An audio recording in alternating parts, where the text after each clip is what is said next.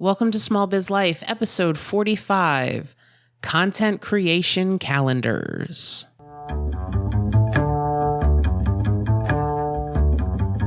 Does this sound familiar? Oh my God, I have so much to do today. Don't forget to breathe. But I have almost 400 emails in my inbox and 30 phone calls to make. Have you looked into getting a virtual assistant yet? Oh, and I need to schedule all my social media posts. Did you drink anything today? I had coffee. Did you eat today? Did I mention coffee's a bean? This is Small Biz Life.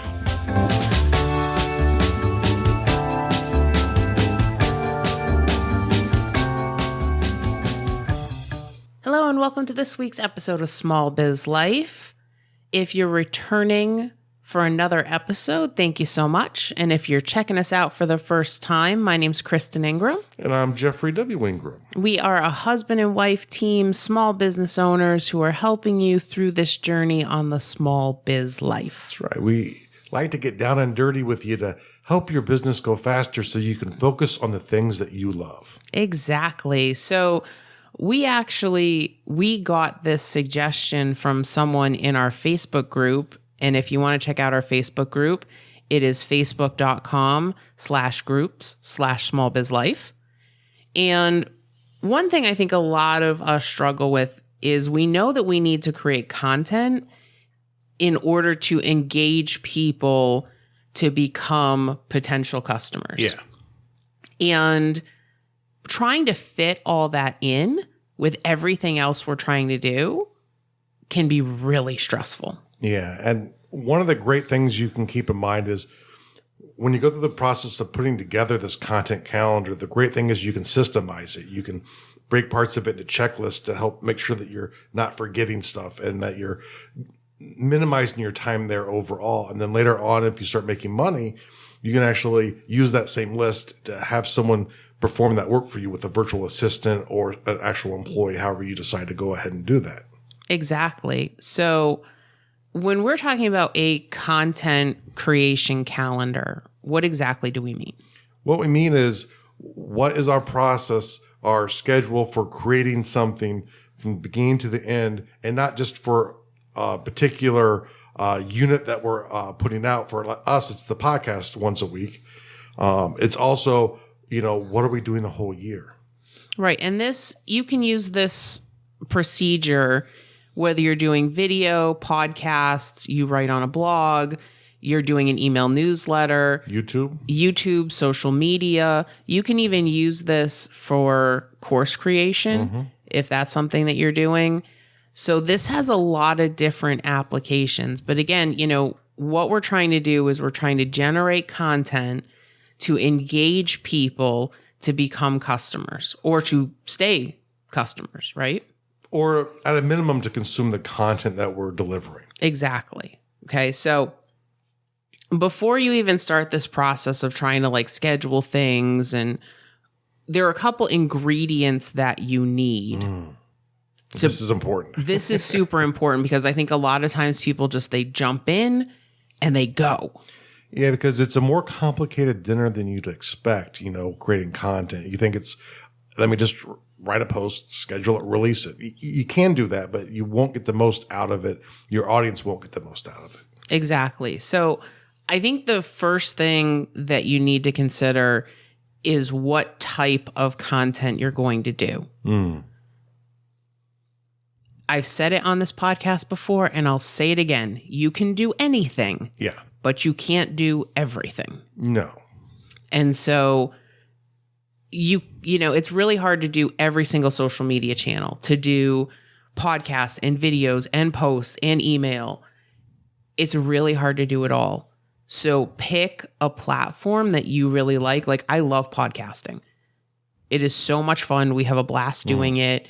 It's a really good way to deliver content to people. But even with the podcast, I do show notes. Yep.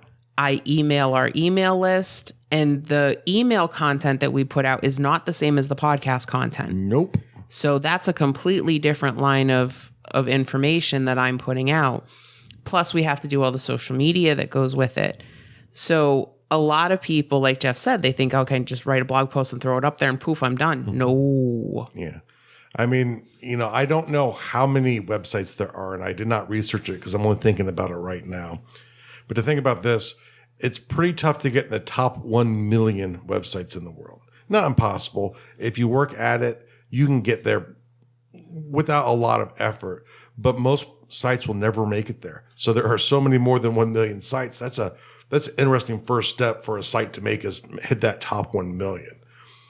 And when you go about putting all of these plans together, you have to remember that there are so many other sites out there that if you can get them to your website twice is a miracle. So you need to use your content wisely to keep them coming back, and you need to put out to where they are, and maybe they consume it there and not on your website. But ultimately, if it's to drive traffic to your store or to drive traffic to what you're doing online, or maybe your online store, if that's your ultimate goal, your website where it's very important and you need that home base, you have to utilize the internet to get it to your audience, because it's a lot easier to do that than to get them to you.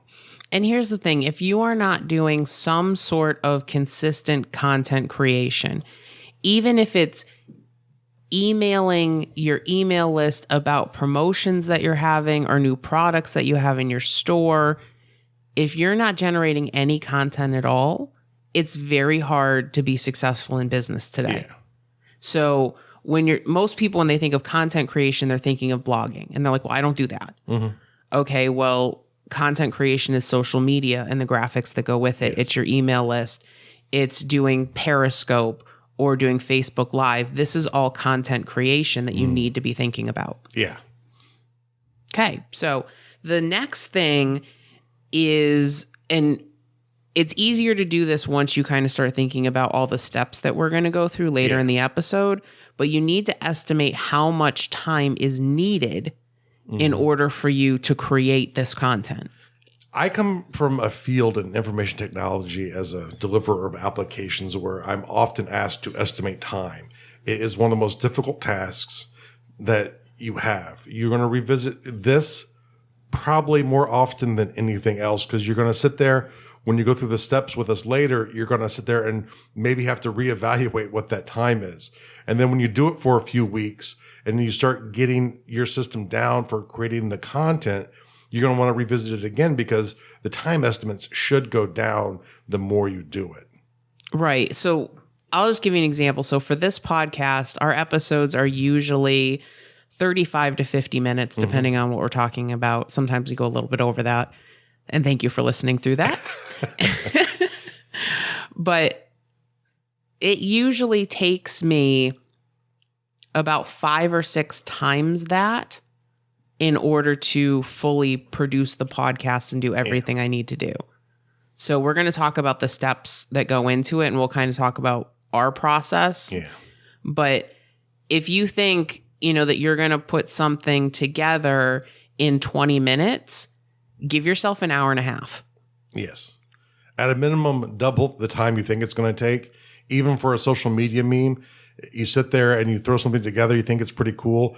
Take a few minutes, go through the font. Does the font make sense with the message? Will it resonate with what you're saying to your audience? So it should take a little bit longer, especially when you get proficient. It's easy to forget about some of the little things that you have to think about. And I'm a big believer that I like to schedule more time than I think I'm going to need, because we all have stuff on our to-do list that we can do if we finish up early. Yeah. So block off much more time than you think you're going to need, and then you can use the remaining time for something else. And I implore you, if you are the kind of person that gets ahead of your to-do list and you don't have things to do at periods of time, create content and explain how, and share it with me, because I could use that help. Yes, I would totally buy that course. Absolutely. Okay, so once you've figured out the estimated time needed, now you can figure out how often you're going to create content. Yeah. Consistency is really the key. Yes. And many times when I'm talking to people who want to start a blog, like, I'm going to blog 5 days a week, or I'm going to do a podcast 3 days a week. And you did that. Yes, and that was crazy. And to be honest, if you go look at my site, if you go to Gardul.com and go under Podcast for Warblers Anvil, and you see my show notes for those early episodes, you'll realize how little time I had for it. Yeah, I think it's much harder to put out 3 individual items a week than to put out one longer, because I noticed that it takes you less time to do one 45-minute episode than it did to do 3 15-minute episodes. Part of that's also the efficiency you start to pick up doing the process over and over and over again. But you were doing like 3 sets of show notes. Yep. Which were horrible. It was just like my show flow. It was my bullet points. It's all you got. But then like if you were doing the strategy you did now and you were doing all those social media posts for 3 episodes a week, I think we would have lost you already. Yeah, I probably would have. I'd be in a hospital somewhere. So be realistic. And it's not frequency of release, it's consistency of release. Yes. So it's better to set up the expectation that you're going to put out a post once a week or twice a month or once a month than to get people expecting 3 posts a week. Yeah. And then you can't keep up with that schedule. And where you can change is become more frequent. Where you hurt your audience and maybe let them down is when you become less frequent. So if you're really unsure how long it's going to take you, schedule it, like try and do it at least monthly. Maybe a monthly email, a monthly content for the public web, social media for it. And then if you find that you're crushing it, add in another one.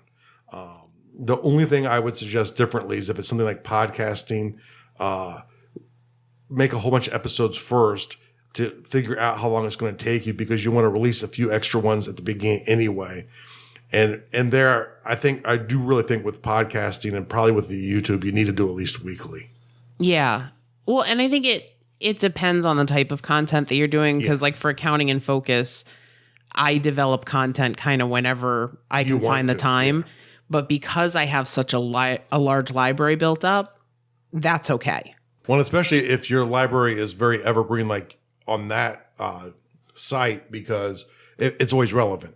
If you're doing like topical news stuff or current events, or you're talking about what's the newest, latest, and greatest geek movie, it falls out of usefulness very quickly. Right. So even if you want to put out like special posts or, special podcast episodes, that's okay, as long as you can stick to the consistent schedule that you set. Yeah. Jeff said, it's okay to do more often. You don't want to do less often than you promise your audience. Yeah. Okay. One thing that has really helped us, and we got this idea from Brendan Burchard with one of the courses that we did with him. We mention him a lot. Because his content strategy is brilliant. Yes. So, and you can check him out. Go to brendan.com, and that's Brendan with an O.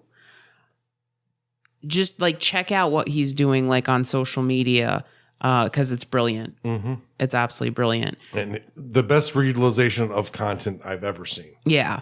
I mean, the smart thing is he makes one piece of content, and then he makes a video out of it. And then he turns that video into a podcast. And so he has audio and video, because let's be honest, you can just process it either way. And then so he has 2 pieces of content, and then he creates articles from it for 3 other days. So he has 5 days of content for 1 piece of work. Yeah, it's pretty impressive. Go check that out. So one of the recommendations that we got is to do 52 weeks of ideas. Yes, and that was brilliant too. And it was funny because when we first heard that, we were like, that's impossible. Like, there's just no way. But we did it. Mm-hmm. And we have a notebook that has all those ideas. Now, this podcast episode was not in the notebook, but somebody asked us to do this podcast, and we were like, that's brilliant. Yeah. Like, yeah, absolutely. So it doesn't mean that you have to stick to that. Last week's episode on surviving in a crazy world, that was something that we did because of everything going on. Yeah.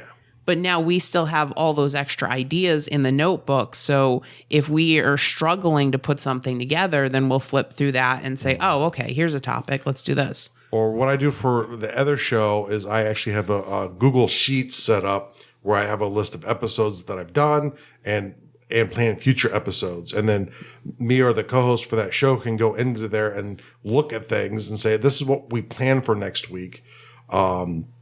And since I tease out in that one what the next episode's going to be, that's usually pretty much set in stone. I have varied a few times.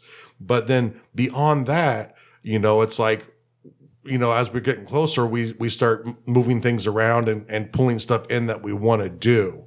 Or we consider more relevant because of stuff we've heard in that area. But that's been really helpful for us because especially we've been traveling a lot. Mm-hmm. And so to be able to sit down and have this list of ideas. Mm-hmm. And what Jeff said is actually a really good idea about having the Excel sheet. Mm-hmm. That also helps if you want to refer back to other content that you've written or that you've recorded.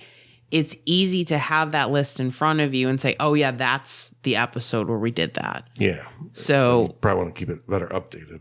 Yeah, I got to update mine too, so that's okay.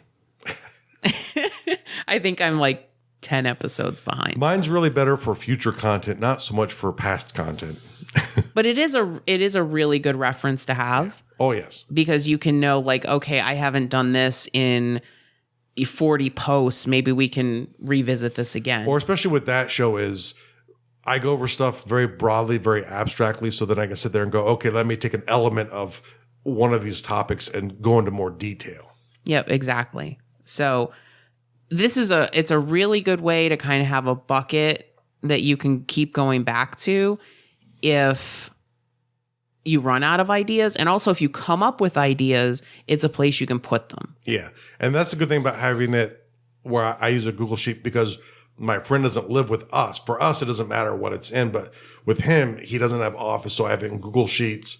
He can be on his phone. He can be at his computer. If he comes up with an idea, a few clicks can be into the sheet, type in his idea for an episode. Yeah, and the thing that we found is like when we were text messaging emails back and ideas back and forth, like we'd lose them. So this is like a one place that we can it's a repository. Yeah, the funny thing was it was getting to the point where, okay, I'm going to use SMS if it's an idea for the show and Google Hangout if it's us talking back and forth. And then sometimes you get in the wrong one and then you start messaging and SMS and you're pushing all the show ideas further away. And then you're like, wait, where's that at in here? And it really wastes time. Yeah. So, have a Google spreadsheet or use a Google Doc online. You can use Evernote for this if you want. Just have something so that you can put them in one place. And here's another thing to keep in mind too. If you're a solopreneur, that does not mean you should not use other people to help you brainstorm the ideas because the toughest thing is usually to get started. And then once you have that 52 weeks, when the next year comes around, take your list, you'll see how many episodes or ideas you have left, fill it back up to 52. Right. So, and that's why having the group has been really helpful because they're always asking questions. And I'm like, oh, wow, that'd be a really good episode. Oh, yeah. Oh, I hadn't thought about talking about that. Especially if you're coming from an area where you're delivering expertise. A lot of things that to you are simple and have just become part of an activity because you've done it so many times is the part where someone else is getting stuck. Right. And that's like really good advice for people who do technical things or do repair type of things or art type of things. A lot of times, we think it's pretty simple, but other people don't. Yeah. I mean, I've had that where I've been like knitting socks in public and even like newer knitters are like, my God, that's insanity. You just made that heel curve. My goodness. And you're like, yes. What they don't know is that's pretty much all she knits. Yeah, that is pretty much all I knit now when I knit. Sit down and brainstorm. I think we did ours. It took us maybe an hour to come up with 52. An hour, and part of that was eating. Mm-hmm. So we did it over dinner, I believe, if I remember correctly. Yeah. And so it didn't really take very long. Like once you get going, ideas are going to come. That's why I like brainstorming on walls. normally, where we did not in this scenario. But you can see everything you're coming up with. That's the good Post-it note time right there for me. Is you write an idea on the thing, you stick it on the board. If you have a couple people, they just keep writing ideas, sticking on the board. Once you get a whole bunch, you start organizing it. When you organize it, you'll think of more things, and you'll start putting more things on the wall. Yeah, if you haven't checked out the Post-it note planning episode, this is a great way to use that. Yeah. All right, so let's talk about the steps that we go through when we are creating content. This is fun stuff. Okay, so the first step is to figure out which idea you're going to use. Yeah. And for us, we go through phases where we're like, we don't want to talk about that today. We've had that happen. Like on Thursday, we'll sit down and be like, yeah, let's talk about this. And by Sunday, I'm like, I don't want to talk about that. Yeah. No, I'm good. I'm done. We need to talk about something else. Or, we'll kind of look back at our previous episodes and we're like, all right, we've done a ton of episodes about technology. Yeah.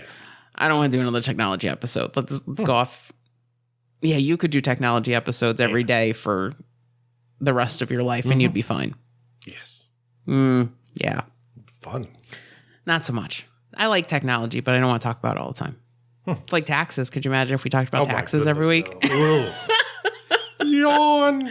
See? So Pound, stop the mathing. I love the mathing. See, even though it shows my age and non-hipness where I call it a pound sign instead of a hashtag. Yes, hashtag mathing. You're like so old. See, I could encode that into a hash table. Oh, good God Almighty. So once you have your idea, a lot of times you're going to have to do research. Yeah. So typically make sure that you block off some time in order to be able to do that research. And it really, even if you're doing a show on or an episode or a video on a tech, like an art technique or an interior decorating technique or a knitting technique, it's always good to like do a little bit of research to see like, are there other ways to do this? Yeah. Are there really good resources for this? Here's another pro tip. Remember that list of episodes I said? The blank columns, you have like one column with episode names and maybe numbers next to that. Well, then next to that, you have all of these blank columns. You can use that for multiple things. But one of the things you can do is just have a sheet with a list of all your episodes that you haven't planned. And you can actually, if you're out and about and you see an article that would actually fit something and it rings your mind, hop into that list, copy and paste the URL, just drop it in there. Later on, you can find it easy. Or if you use Evernote, you can link them together pretty easily too. Yeah, or you can also do that, even if you're kind of generating your blog content or your show notes or your email. Wherever you consolidate it. Right. Sometimes what I'll do is I'll just go into the WordPress app on my phone and I'll paste the URL into that. And then I'll kind of use that, to go through when I'm putting together my final notes or content. The warning is, and the reason I bring that up is there have been times where I found a perfect article that links to a topic and I love it and I want to talk about it. And for some reason, when I go back later on my phone and I do that search again, I can't find it. Or, another thing that you could do is that you could share it on social media and then you can find it again. And that gives you more free, more content. Maybe. Why maybe? Because my Facebook feed. Oh, well, but then you can go to your own Facebook. Oh, I can't stand going to my page. He's a jerk. Okay. All right, sure. Okay, so, usually when we're doing, like for the SEO episode that we did, I think we probably did about an hour of research for that one. Yeah, that one was a little bit more. I mean, we definitely do not consider ourselves SEO experts. It's something we both think about and have thought about with all of our content, but we really needed time to actually sit down and go over it. That's one of the great things with the show sometimes is like, we really should have done this like 3 years ago. Right. Which is lucky because that's one that you have to keep updating. So maybe it's good we didn't because it's changed over the past 3 years. Like, what was it, 800 times a year Google changes their algorithm? Something like that. And like this episode, though, this didn't have a lot of research because this is the process that we go through when we generate our content. You figure we've got between the two of us, we have 3 active sites. Mm-hmm. And podcast wise, over 160 episodes. Blog post wise, no idea. Thousands of posts. Thousands of posts. And when you get to the YouTube, probably 100 some videos, maybe. Probably. Yeah. Something like that. Yeah. So this is something that we've been doing for a long time and something that we've refined over the years. So this is something that we're really comfortable with. Yeah.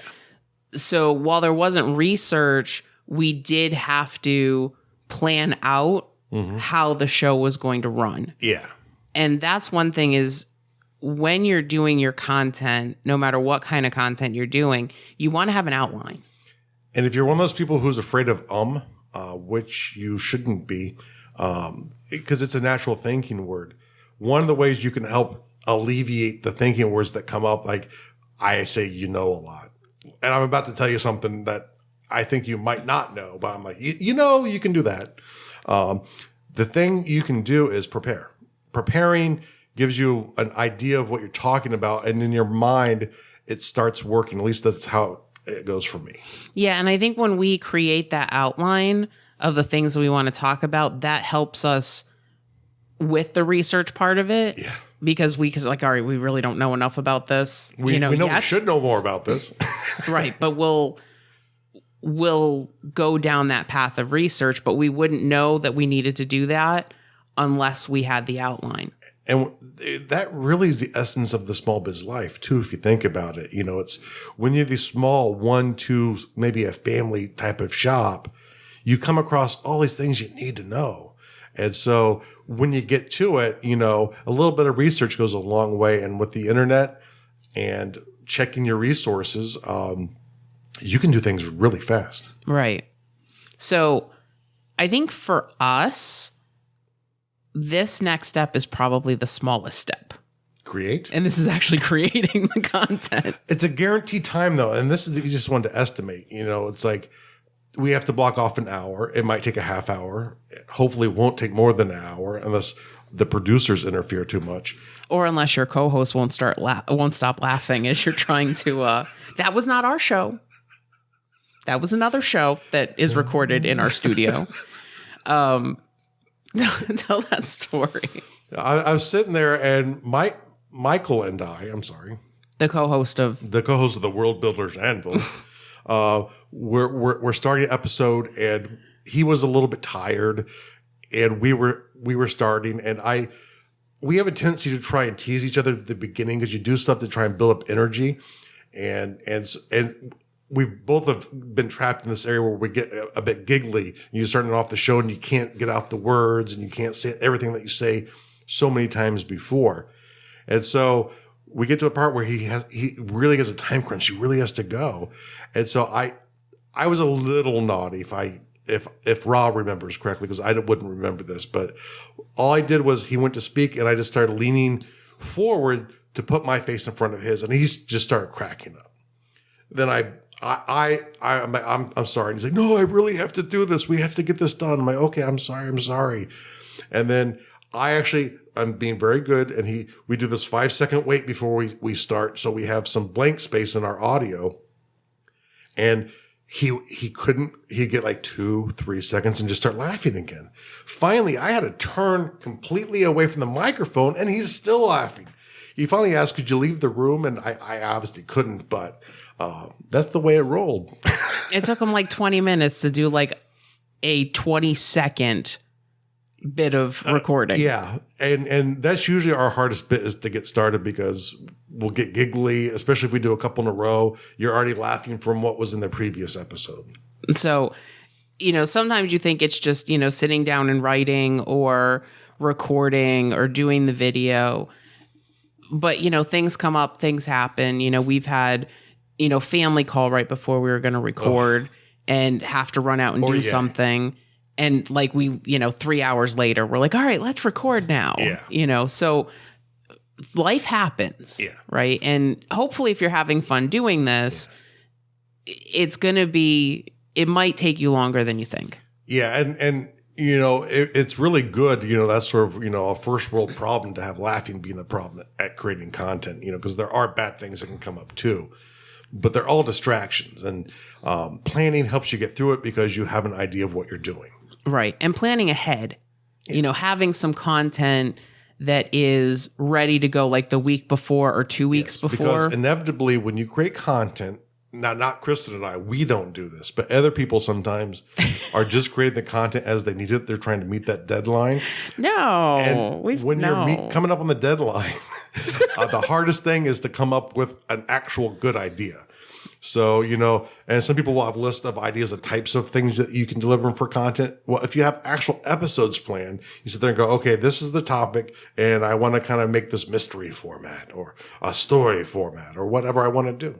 Yeah. So it's really good to have, we call this having content in the can, right? Because it's canned and ready to go. So it's always good to kind of have some content done ahead of time so that if you have a bad week, if something comes up, you can just publish that. And until you start teasing it out, don't be afraid to change it. Don't be afraid to say, okay, this one was actually completely prepped, but because of something I saw in the news or discussions in Facebook groups that are related to what I like to talk about has come up so much, I really want to address that right now. And that's great. Do that. And then use that other episode is still waiting for you. Mm-hmm. Right. So once you've created the content, you have to think about post-production. And no matter what you do, there is post-production. There better be. There better be. So if you're doing video or a podcast, that includes editing and processing the content. Or blogging. Yeah, if you're doing blogging, you need to go through, you need to reread your content. You need to make sure that it's grammatically correct. You've done your SEO portion, which you can go back and check out episode 41 if you haven't listened to that one. You should be putting your graphics in. Yeah. Check your SEO, check your grammar. Make sure smush your graphics, make sure your links work. Because the worst thing, because there's sometimes I'm in a rush and I'll put up a post and somebody's like, the links don't work. And I'm like, oh, okay. And then you have to interrupt what you're doing and go back. So, check everything, make sure it looks the way you want it to look. When I do emails, I normally write them. I put links in, I'll look at a preview. Sometimes I'll send myself a preview just to make sure that everything looks okay. The same thing with social media. You want to go through those posts and make sure that it's actually going to look the way you want it to look when you post it. So there's a lot of post-production stuff. And I would say that for this show, this probably takes me the longest. Me too. Yeah, I would say to edit a 45-minute episode and do the show notes and do all of the post-production stuff probably takes me 2 to 3 hours a week. Yeah, I take 74.2 hours. Wow. Well, that's because you're creating all the social media graphics. I think that's what it is. I'm pretty sure. It's only 30 per episode. Yeah, that's a lot. Okay, so once, you've got everything scheduled, okay, you've got the post done. Just release it and forget about it. No. No? No. Oh. No. No? No. Okay. So what you want to do is you want to treat every single piece of content you put out like you're launching for the first time. So remember when you first launched your podcast or your YouTube channel or your email list or your blog, and you were all excited, right? And you shared it out with the whole world. And, for those first couple weeks, you were sharing and resharing and trying to build up. You should be doing that for every single piece of content you release. Yeah. This is not just a release. This is not just another episode. Every single time you put out new content, you are relaunching this thing. That's right. And it's good to think about it that way, because I think too often it's easy to press the button, and I've done this, and I'm sure everyone has done this, and then you're like, okay, that one's done. Let me start on the next one. And where that is true, you're happening. But if you come up with, a good system of where you're posting. You have good images to help share in those areas. Use that content. Make sure it goes out, and do not, by any stretch of the imagination, have one thing written up with one image and go cross-post it to 15 places at once on Facebook and then put it onto Pinterest. And then, because if you do that, especially into one area at one time, they're going to consider all of that less relevant. It's going to disappear off of people's feeds. Right. Facebook is actually starting to ding people who are going into multiple groups and reposting exactly the same content. Do not do that. Do not do that. And I see a lot of people who generate content, they make this mistake. They are members of 20 different groups, and all those groups allow them to post their content. And I'll get like this feed. I'm like, your friend has posted this in 27 places. And I'm like, oh God, please And that's just the stop. groups that you have in common. Right. And they're members of 90 other groups that you don't have in common. So Facebook will actually penalize you for that. And I've talked to some other group owners, and the admins are getting a notification now that says, we think this might be spam because it's been posted in 15 other groups. Yeah. So you have to kind of spread out that content. Remember how Kristen said social media is creating content? It is a creative act. And if you think about that way, you're creating a way to interact with an audience. It's a much shorter form probably than the other stuff that you do, but treat it as content creation. It's a creative act. Right, exactly. So once you've done your launch, right? And this is a launch, it's a big deal. Woohoo, new content. Yay. Oh, it's good? Yeah. Well, hopefully it's good. Yeah, just release them pretty good. Okay, I think we need to go back to brainstorming, right? Make sure you have good content. Promote. And know your content. So if your content is seasonably important, make sure it's showing back up in the seasons it's important. Especially if it's evergreen. The other stuff, people might find it interesting and find it, but reuse, especially your evergreen content. Mm-hmm. Yeah, and that's one strategy that Jeff has so that he can promote his show is he has, 5 graphics for each episode? Mm-hmm. So sometimes more, yeah. Yeah, when you go crazy and there's lots of quotable things. And we're starting to do that with Small Biz Life. We're starting to create more graphics per episode. Thank you to my virtual assistant. Woohoo! She's doing an awesome job. And so now I have more things to share. So it's not the same image over and over again. I actually have things I can rotate through, which is awesome. And we're going to talk about tools in a second, but we have tools that will help make that easy for us to do. Most definitely. Okay. So, keep promoting your content. You might have a post that's 2 years old that's still relevant. Yeah. You need to let people know that content is out there, because I think we make this assumption that people follow us from the beginning and they have read everything that we've ever done, or they've listened to everything we've ever done. And that's just not the case. Yeah. I mean, even your big fans might over time not drive the benefit from you anymore and maybe even fall off. And that's fine. That's the nature of things. And other times you'll find people who've just found you, welcome. And we're all horrible at this because it's especially in podcasts, they have no idea what they're getting into. And you kind of have to have that little reminder, which I'm horrible at doing at the beginning of my episodes. That's why I do the beginning of our episodes. But we often, especially if you're excited about the content, you're ready to rip in there. Oh, I know, and I'm trying to get better at that. And I'm almost always excited, so I like jumping in. We're in a funky mood today, aren't we? Yeah. We should record on Fridays more often. More coffee, I think. I think we've had enough coffee. Because when you tried to make the second pot today, the coffee maker blinked at you like there was something wrong. And he's like, why won't the coffee? I'm like, honey, there's no water in the coffee maker. It's alive. It's been one of those days. Yeah. So let's talk about some tools that we use in order to help you with this process. Mm-hmm. So I think my most important tool, actually, I don't know, there's a tie, I think. My calendar is really important Mm-hmm. because my calendar is where I use time blocking for different tasks. Mm-hmm. And the way that I do this is, since we have multiple facets of the business and multiple brands, Mm-hmm. I block off time on different days for different brands. Yep. So, Monday afternoon, I'm working on stuff for Small Biz Life. On Tuesday afternoon, I'm working on stuff for AIF.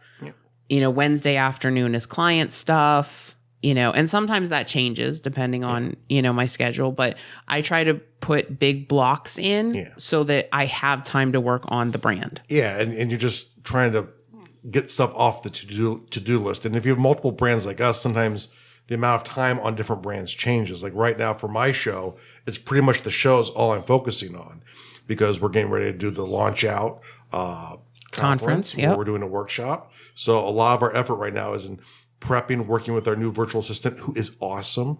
Go look at episode 44 and hopefully 45. They look so much better than the show notes used to. And they looked good before, I thought, but they look even better now. Yeah, her graphics are pretty killer. I like them. Lego people. Yeah. Yeah, check out episode 44, Lego People. It's awesome. It makes me happy. All right, so my calendar really kind of helps me structure my overall week. Tied with that is Nozbe. Nozbe is our task scheduling software that we use. It's a web-based app. And one of the things I really like about it is things that I have to do on a reoccurring basis, I can schedule those and they pop up every week on the day I want them to. And the other thing I really like about Nozbe and that is you can create like a checklist in your comments. So if you have this thing that you have 5 steps that you have to remember to do, you have the reference to all of the steps in a checklist form that you can literally check off in the comments after you have it done so you know exactly where you're at. Right. And I even use this for social media because there are groups that I'm in where I can post on a certain day my new content. And so Nozbe will pop up and go, hey, today's the day you need to share it here. Yeah. And so that really helps me stay on task with where I need to be. And it's great because, like I said, I don't have to think about it. Yeah. Like it pops up every week and it's like, edit your podcast, post in this group. And I don't have to I even use it for things like updating my budget. Every Wednesday morning it pops up and says, update your budget. And now she is posting the same deliverable content to multiple groups, but she's taking the time to customize it for those groups too. It's not just a cut and paste one thing. Right, exactly. So those two drive most of what I do between my calendar and Nozbe. The other thing that I really like, and this is my notebook. This is where I keep all of our episode ideas. You can use, we said you could use Evernote for this. You can use a spreadsheet for this. You can use a Word document for this. Jeff is looking at me funny because he has like 90,000 notebooks. Yeah, the seemed like an inappropriate article, but okay. Oh, because I don't have multiple notebooks. Yeah. Okay, well.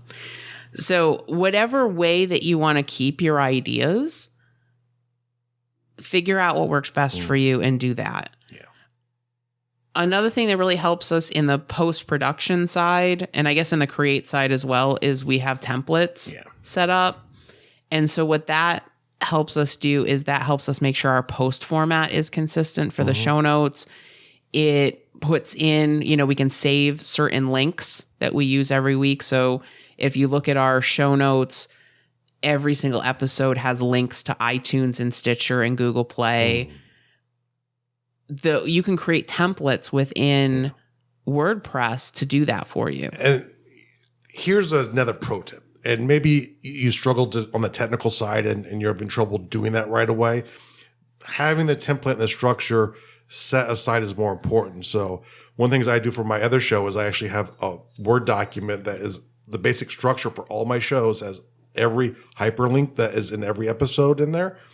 And all I do is I copy or I create a new folder where I'm going to store everything for that episode, and I will go in and I will take that and I will fill out all the information in there, and then I can cut and paste it right into there, and then my WordPress will make it look the same way every time. Yeah. So there's a number of different ways you can create templates, but having those templates there really helps. I do think it's ultimately better to have it in WordPress. It becomes more fixed at that point, but you don't have to, stop everything and wait until you have it set in WordPress to go. Right. You can take simple steps along the way that are easy for you to get going. And then when you have more time, focus on that. Exactly. My next, this is one of my favorite tools, Stencil. Okay. I'm jumping order. I know I'm confusing you. I'm sorry. Stencil is a program that we use. It's actually a web app. And what it allows us to do is it allows us to create social media graphics. The thing that's awesome about this is that it gives you the template size depending on where you want to share it in social media. Yeah. So it'll resize it for Facebook. It'll size it for Facebook ads, for Instagram, wherever you want to share, it will resize it for you. Yes. It also includes 660,000 royalty-free images. Yes. So you're not searching the internet for CCO. You're just going through the library they have, and they'll usually have something that you like. Right. I mean, I think the images are really high quality. If you look at anything on Small Biz Life, those are pictures from Stencil. Yeah. And it's great. You can, if there's text in your blog post that you want to use, you can highlight that text and then hit the plugin for Chrome, and it will put that text in. You just pick your background, pick what you want the font to be, and you're good to go. You can download it. And you can also save templates in there. So once you get it all worked out, so when the image is shared into Facebook, the text looks perfect on it in the middle. You can save it as a template, and then you grab the template, change the background, change the words, and done. Right. So this is, I kind of think it's kind of like Canva on steroids for social media. And it's not free. I think it's like $8 a month. We ended up getting it through an AppSumo deal. Yes. So we got a lifetime license for like $50. Yeah. It was a no-brainer. No-brainer. And we use it, with all the stuff that you create for your show and all the stuff. I would say only about 90% is done in there. I also use a meme generator because with fantasy world building, I'll use goofy memes, and you don't have the goofy South Park or Star Trek images all in Stencil. Yes. So what is that called? Meme generator? Meme generator. Okay. So you can check that out as well. And that's something that's free, right? Yes. Okay. There is a paid version, but I think all it does is remove ads. Okay. So that's another option that you have, is you can check out Meme Generator as well. And the good thing is with these kind of things too, like Meme Generator, if you want better images but you can't afford the stencil, if you have the images, you can actually upload them into it and then use that to create your images. Right. The thing that I find is because we're talking about limited time. Mm-hmm. And so for me, I like having all those images there. They're searchable. I would pay $8 a month for stencil. Oh yeah, I totally would. Yeah. Because the time that it saves us is just completely worth it. All right, so let's talk about some promotion in social media. So a couple tools that we really like for social media, one of them is Buffer. Yes. Buffer is great, especially if you're looking to expand beyond your content and if you spend time going around the internet or through Facebook, clicking through links on things that are relevant to your audience, you can have a schedule set up in Buffer to release that content. And instead of sharing it to Facebook, you share it to Buffer. And then Buffer will actually put it out where you want it at a certain time. Yep. The one problem now with Facebook is they don't like the outside apps. So you do get gigged in Facebook for using the outside app, but especially for Twitter, you can do Twitter and Facebook for free through it. I think you're limited with how many things you have in the queue. But if you're willing to put up with that, you can use it for free. And you can actually schedule straight into Facebook. Yes, which is a newer feature for if you have a page or a group. Mm-hmm. Yeah, so you can actually, if you want to take one day and schedule all your social media for the week, you can do that. Actually, I'm not sure if you can do it for a group, Candy. I've never scheduled for a group. I use the automation for groups. Right, because the group, it doesn't ding you. Yeah. Everything you post gets seen. But for the page, you get gigged. But for pages, if Facebook knows the content is coming from another source, even if it comes from like Twitter or even Instagram, and Facebook owns Instagram, you will get dinged for not putting the content directly on Facebook. But now if you get a lot of engagement, like one of our pages gets pretty decent engagement, I'm not as worried about that because the engagement that I'm getting from the post is overcoming the penalty I'm getting from Facebook. And I think one of the things you have to consider too is take your time and think, is it time or is it visibility that you need more at this time? And you have to make your choices based off of that. Right. And like for us right now, it's time. Yeah. So, and my thing is I want to stay consistent with social media. And if I have to go in and schedule once a week, I'm probably not going to be consistent. Yes. So the tool, our main social media tool is Edgar. Yeah. And we've talked about Edgar a couple times on the show. What it does is it allows you to create libraries and you can create RSS feeds, which that's your blog feed on WordPress. That will automatically generate social media content and it just recycles it for you. Yeah, it's awesome. And the thing I always do is I take some of my images, I put them up with there. I might have multiple ones per episode sitting in my feed.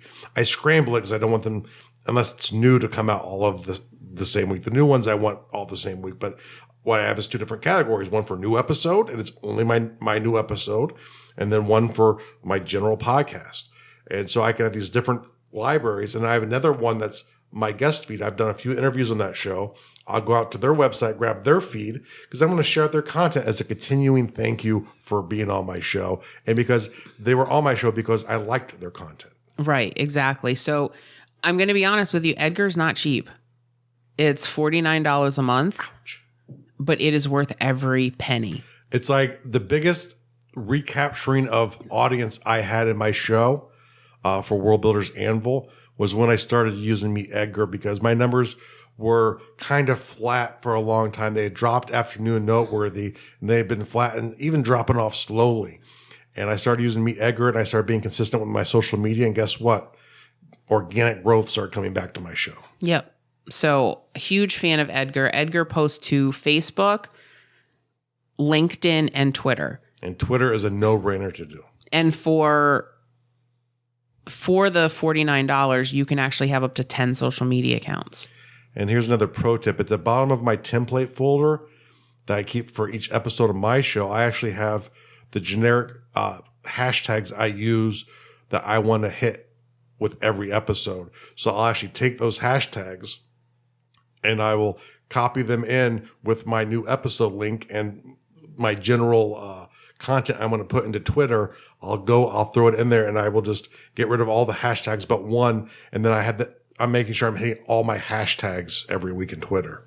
That's cool. Yeah. Good idea. And then our last tool, and this is the most recent one. I just literally started using this last night. Yes. And it's becoming one of my favorites. It's called Grum. Yes. So how many of you are using Instagram and you're frustrated because you cannot schedule posts from your computer? I'm frustrated because without a third-party app, I can't put up posts from my computer. I have to take a lousy thing with my phone, and I have to put it up there. It's not optimized.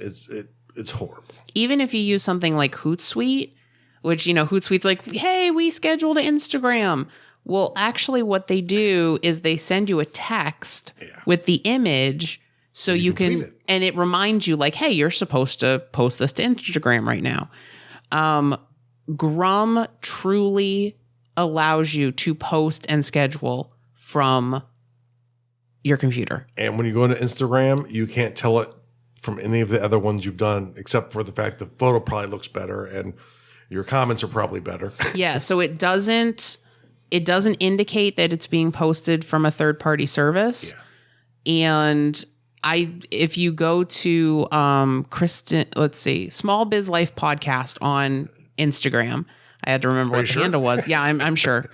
Small Biz Life Podcast on Instagram, you'll see what I'm posting, and those are all being posted from Grum. They're images that we're using on the website that I'm repurposing, and I can schedule them ahead of time. Woohoo. Oh, it's a wonderful thing. So that's really going to help. And it's funny because since I posted one thing last night, one thing this morning, I've gotten 7 new followers in 12 hours. And I've gotten over 40 likes on my posts. Good job. Which, like, I have, I think I have 200 and something people who were following me before. So, you can put your hashtags in there. You can put your text in there and schedule it off. It's fantastic. And Grum is not free. No. There's a free trial with it, and we'll put a link to all of these tools in the show notes. But I think it's like $4 a month. Yeah, and the way I look at it too is it lets you do what you need to quickly. It's worth $4 a month to me. Right. And that's kind of what I think about with all these tools, because I know, like, we're sitting there like, okay, so, there's Nozbe and there's Buffer, which, there's a paid version for, and there's Edgar and there's Grum and there's Stencil and there's, you're paying for your hosting and your email. But the way that we kind of weigh these purchases, and I think we spend about $100 a month on all the tools that we have. Yeah. The way that I look at it is my hourly rate, right, times how much time I'm going to save every month. And for me, it's even a bit simpler than that. It's the idea of we're trying to make more money. And ultimately, if we can do that with these tools, that is awesome. The problem is I can try and make more money, and over time, I will make more money. I will not create more time. Right. So that's really the thing, is you've got to look at what tools are in your budget right now and what tools could have the biggest impact on your business. And you have to look at most of the money you make from your company that isn't going off to an expense is probably going to be reinvested until early on, it's more important to reinvest the money into the company as long as you don't need to take it out. And once you have to take it out, anything on top of that, the profit, really most of that should be reinvested in the company. Right. So that's just kind of, a general overview of how we look at content, how we get our content out on a consistent basis, and the tools that we use. So I'm going to have my outline in the show notes for this episode. I'm going to put links into all the tools. And some of those links are actually affiliate links. So if you check them out, we actually get a little bit back. So you're helping to support the show. So, or you can always go to smallbizlife.com/Amazon and, you're helping to support the show when you shop through that link. Yes, you do. And we appreciate that. And if you know other people who actually use content creation as part of their strategy for their business, take the time to go out and share with 2 of them this episode. Right, exactly. Because the more that you guys share this out, the more people we get to help. Yes. And you're pivotal in us growing this podcast. Our numbers have been great because you guys are sharing them out. Yes. So find your favorite, post and share it out with the world, or introduce new people to podcasting by showing them how it works. Yeah. It takes 5 minutes on their phone if they let you touch it. I'm just, no. Thanks so much. Have a great week. This was Small Biz Life.